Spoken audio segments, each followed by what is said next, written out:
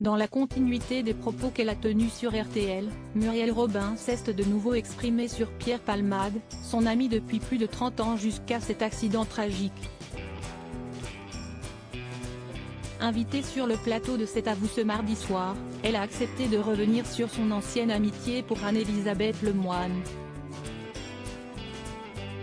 En promotion pour la pièce de théâtre Lapin écrite par Samuel Benechetri, aux côtés de Pierre Arditi, Muriel Robin n'a pu échapper aux questions sur le terrible accident provoqué par celui qui a été son ami pendant plus de 3 décennies, Pierre Palmade.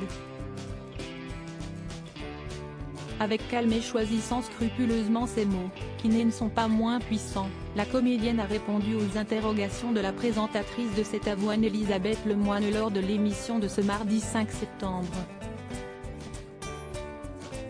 Près de 7 mois après le dramatique accident de voiture dont Pierre Palmade a été l'auteur, celle qui a été sa plus célèbre acolyte a pris la parole. Interrogée brièvement par BFM TV au mois de mars alors qu'elle était récompensée du prix du centenaire de Raymond DeVos, elle avait expliqué penser d'abord et avant tout aux victimes.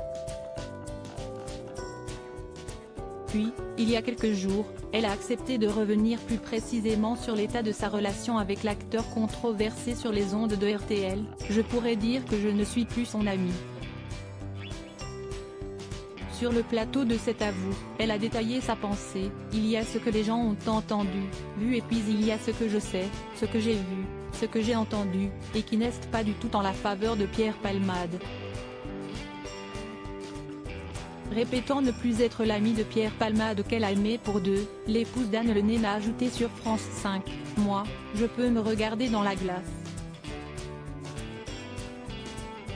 L'accident de Pierre Palmade, un traumatisme pour toute une famille. L'humoriste Pierre Palmade, 55 ans, a grièvement blessé une famille dans un accident de la route le 10 février en Seine-et-Marne sous l'emprise de stupéfiants. Il a été mis en examen pour homicide et blessures involontaires en état de récidive légale.